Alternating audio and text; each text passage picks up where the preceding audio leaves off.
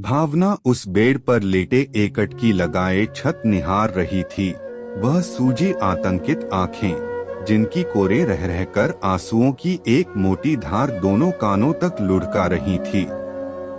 Nurse, ward boy, doctor या कोई भी शख्स जब उसके बेड तक आता तो वह आंखें मूंद लेती, पर फिर भी आंसू अनवरत जारी रहते। 5 नंबर पेशेंट का ब्लड सैंपल ले लो, एक सीनियर नर्स ने जूनियर नर्स से कहा। वह जूनियर नर्स भावना के पास आकर उसका ब्लड लेने लगी। ब्लड लेने के बाद इस पेशेंट की एक और टेस्टिंग होगी, डॉक्टर नवीन जिंदल के रूम में, सीनियर नर्स कहकर चली गई। थोड़ी ही देर में 2 वार्ड बॉय आए और उन्होंने किसी निर्जीव सामान की तरह भावना को स्ट्रेचर पर लिटाया और ले गए। बलात्कार के 2 दिन बाद 24 साल की भावना सरकारी अस्पताल में डॉक्टर नवीन जिंदल के रूम में सफेद रंग की चादर पर लेटी थी। नर्स ने आकर पहले उसकी सलवार खोली और फिर कमीज को नाभि से ऊपर खिसकाया। इसके बाद 2 पुरुष डॉक्टर आए। फिर उसका एक दूसरा रेप हुआ, जिसका नाम था 2 फिंगर टेस्ट। स्त्री की असहायता, उनकी विवशता और उनके कष्टों से बड़ी अन्य कोई तीव्र मार्मिक पीड़ा नहीं हो सकती। भावना की ही जिंदगी लीजिए, जो किसी दुराचारी के किए पाप का फल भोग रही थी। भावना बहुत ही महत्वाकांक्षी लड़की थी।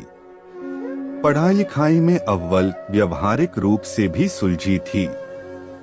वह आईएएस बनना चाहती थी।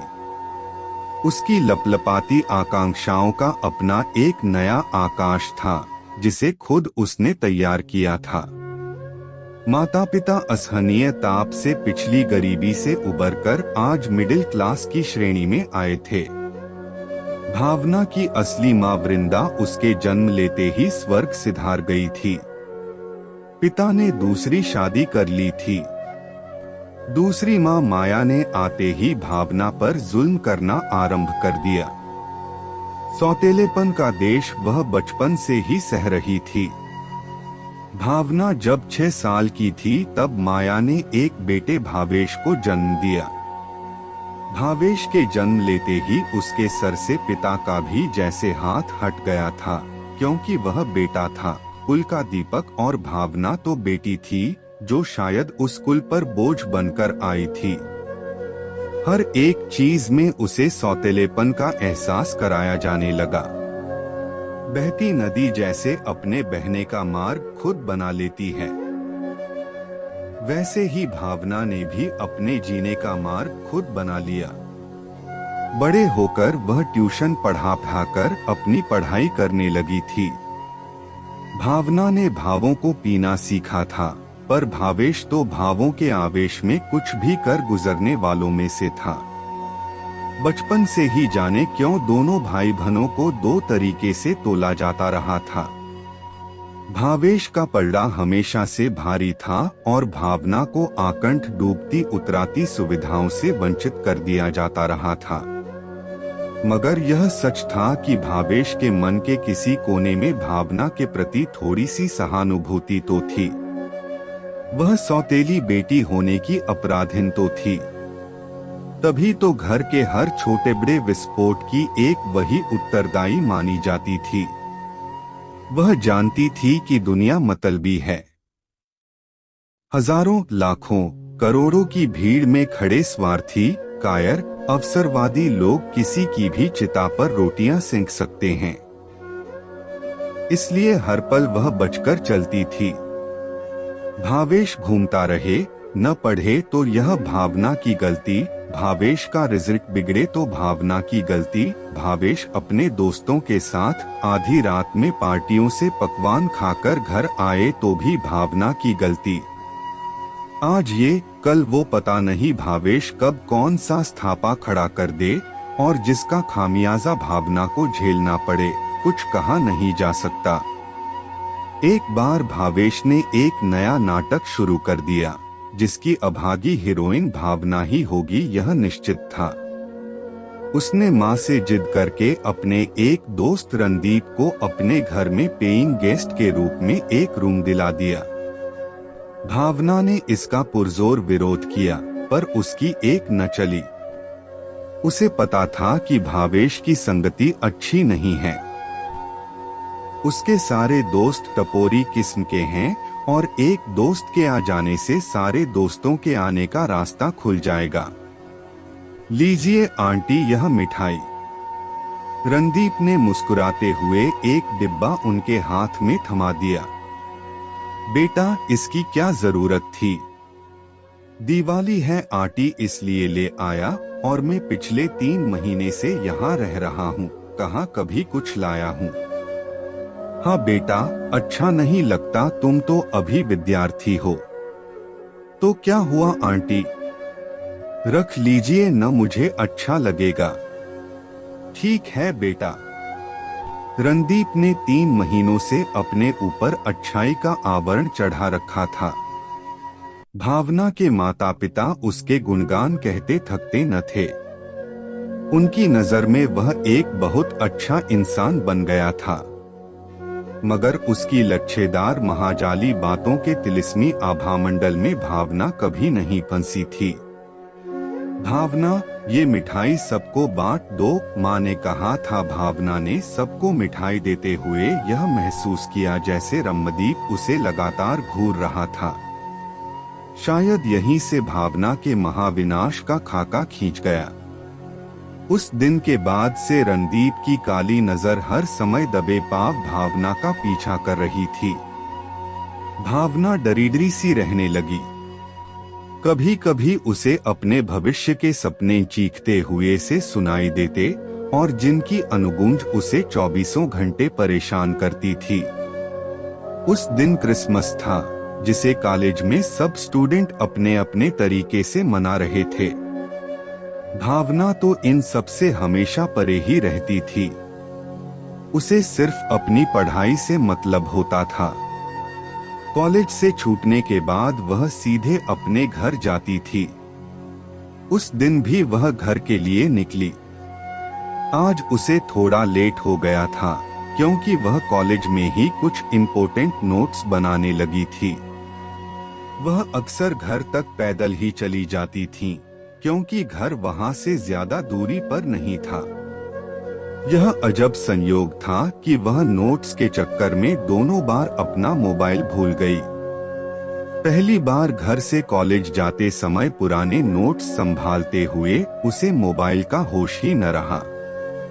फिर आधे रास्ते से वापस घर जाकर मोबाइल लेकर आई थी, और कॉलेज से वापस आते समय वह लाइब्रेरी में ही अपना मोबाइल भूल आई। अब वह वापस जाकर मोबाइल भी नहीं ला सकती थी, क्योंकि उस समय लाइब्रेरी भी बंद हो चुकी होगी।